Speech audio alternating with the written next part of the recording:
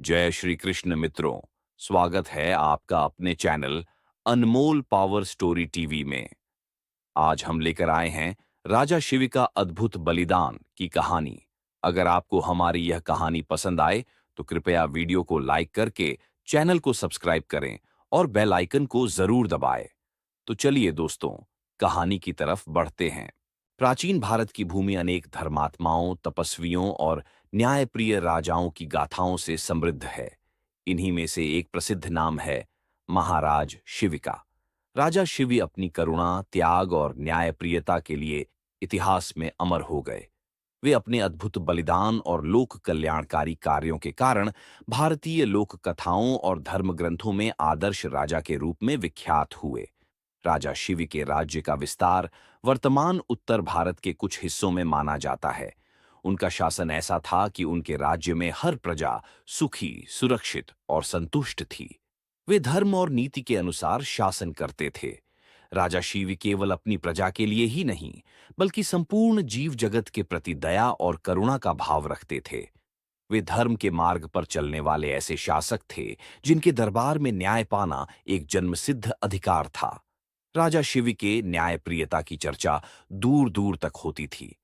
उनके दरबार में चाहे मनुष्य हो, पशु हो, पक्षी हो या कोई और जीव, सभी के लिए समान न्याय का प्रावधान था। उनके राज्य में कोई भी व्यक्ति यह नहीं कह सकता था कि उसके साथ अन्याय हुआ है। राजा शिव का यह दृढ़ विश्वास था कि न्याय ही राजा का सबसे बड़ा धर्म है और राजा को हर परिस्थिति में अपनी प्रजा की भलाई के लिए तत्पर रहना चाहिए। एक बार राजा शिव के दरबार में एक वृद्ध महिला ने आकर फरियाद की। उसके साथ अन्याय हुआ था और वह न्याय पाने के लिए व्याकुल थी। राजा ने तुरंत मामले की सुनवाई की और वृद्ध महिला को न्याय दिलाया। यह सुनकर राज्य की प्रजा का राजा पर विश्वास और गहरा हो गया। राजा शिव ने अपने जीवन में कभी किसी के साथ अन्याय नहीं होने दिया, चाहे उसके लिए उन्हें कोई भी मूल्य चुकाना पड़े। राजा शिव केवल मानव जाति के लिए ही नहीं, बल्कि प्रकृति और जीव जंतुओं के प्रति भी अत्यंत संवेदनशील थे। उनके लिए हर जीव का जीवन मूल्यवान था। वे किसी को भी कष्ट में देखकर विचलित हो जाते थे और उसे राहत देने का हर संभव प्रयास करते थे। उनकी यही करुणा और न्यायप्रियता उन्हें अन्य राजाओं से अलग और महान बनाती थी। राजा शिव का चरित्र एक आदर्श शासक का उदाहरण है, जिसमें दया, त्याग और सत्यनिष्ठा का अनोखा समन्वय देखने को मिलता है। उनकी प्रजा उन्हें केवल एक राजा के रूप में नहीं, बल्कि एक संरक्षक और पिता के रूप में देखती थी। उनके राज्य में ऐसा कोई व्यक्ति नहीं था जो उनसे असंतुष्ट हो। यह सब उनके न्यायपूर्ण और करुणामय स्वभाव के कारण संभव हो सका। इस अद्भुत और न्यायप्रिय राजा की कहानी केवल यहीं समाप्त नहीं होती। एक ऐसी घटना घटी जिसने राजा शिव को इतिहास में अमर बना दिया। यह घटना उनके अद्भुत बलिदान से जुड़ी हुई है, जो इस बात का प्रमाण है कि वे धर्म और दया के मार्ग पर किसी भी कीमत पर अडिग रहते थे। यह बलिदान न केवल उनके महान चरित्र को दर्शाता है, बल्कि हमें यह सिखाता है कि सच्चा राजा वही है जो अपने प्राणों की आहुति देकर भी अपने कर्तव्यों का पालन करे। आगे के पन्नों में हम राजा शिव के उस महान बलिदान की कथा का वर्णन करेंगे, जिसने उन्हें देवताओं के लिए भी वंदनीय बना दिया। राजा शिव का न्यायप्रिय और करुणामय स्वभाव देवताओं और आर्षियों तक के लिए प्रेरणा का स्रोत बन चुका था। उनकी कीर्ति स्वर्गलोक तक पहुंच चुकी थी। देवताओं ने उनकी परख करने और यह जानने का निश्चय किया कि राजा शिव अपने सिद्धांतों और दया के मार्ग पर कितने अडिग हैं। इसी उद्देश्य से इंद्रदेव ने एक बाज का रूप धारण किया और अग्निदेव ने एक कबूतर का। एक दिन राजा शिव अपने राजमहल के दरबार में बैठे थे। तभी अचानक एक सहमा हुआ कबूतर उनके पास आकर गिरा। कबूतर बुरी तरह डर और थकान से कांप रहा था। वह राजा के चरणों में छिपने का प्रयास कर रहा था, जैसे अपनी जान बचाने के लिए कोई अंतिम आश्रय खोज रहा हो। राजा ने तुरंत कबूतर को उठाया और अपनी गोद में ले लिया। उसकी बेचैनी देखकर राजा ने उसे स्नेहपूर्वक सहलाया और आश्वासन दिया, डरो मत, मेरे रहते तुम्हें कोई नुकसान नहीं पहुंचा सकता। मैं तुम्हारी रक्षा करूंगा। तभी एक बड़ा बाज तीव्र गति से उड़ता हुआ राजा शिव के पास आया। बाज का रौद्र स्वरूप देखकर सभा में उपस्थित सभी लोग भयभीत हो गए। लेकिन राजा शिव पूर्णतः शांत और स्थिर बने रहे। बाज ने राजा शिव से कहा, हे राजन, आप न्यायप्रिय और धर्म के मार्ग पर चलने वाले महान राजा माने जाते हैं। मैं इस कबूतर का पीछा कर रहा था क्योंकि यह मेरा भोजन है। आपने इसे बचाकर मेरे भोजन का अधिकार छीन लिया है। राजा शिव ने बाज की बात सुनकर विनम्रता से उत्तर दिया, हे बाज, मैं तुम्हारी बात समझता हूं। हर जीव को अपने जीवन यापन के लिए भोजन का अधिकार है और मैं तुम्हें इस अधिकार से वंचित नहीं कर सकता। लेकिन यह कबूतर मेरे शरण में आया है। एक राजा का धर्म है कि जो भी उसकी शरण में आए वह उसकी रक्षा करे। मैं इस कबूतर को तुम्हें नहीं दे सकता। बाज ने फिर कहा, हे राजन, यदि आप धर्म का पालन करते हैं तो यह भी धर्म है कि किसी का भोजन छीनना उचित नहीं है। यदि आप इसे बचाना चाहते हैं तो मेरे भोजन के लिए कोई और उपाय करें। राजा शिवी ने थोड़ा सोचा और फिर बोले, हे बाज, मैं तुम्हें इस कबूतर के स्थान पर अपने शरीर का मांस देने को तैयार हूं। मैं तुम्हारी भूख शांत करूंगा, लेकिन इस कबूतर की रक्षा करूंगा क्योंकि यह मेरी शरण में है।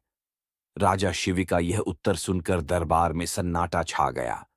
सभी लोग यह सोचने लगे कि क्या सचमुच राजा अपने शरीर का मांस काटकर इस बाज को देंगे।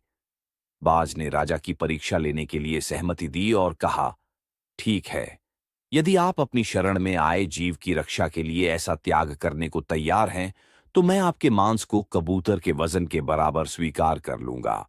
इसके बाद राजा शिव ने एक तराजू मंगवाया। एक तरफ कबूतर को रखा गया और दूसरी तरफ राजा ने अपने शरीर का मांस काट कर रखने का आदेश दिया।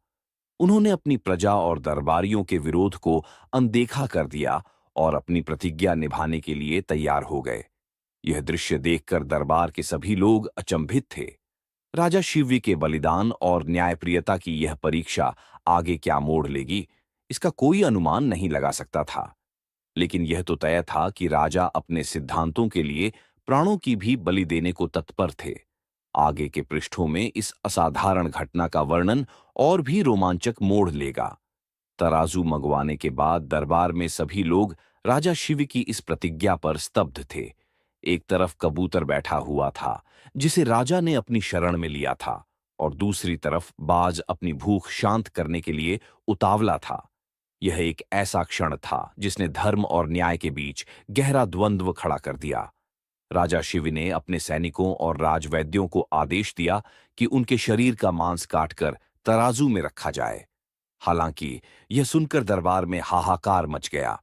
उनके मंत्री, सेनापति और प्रजा के प्रतिनिधि सभी उनके सामने हाथ जोड़कर खड़े हो गए।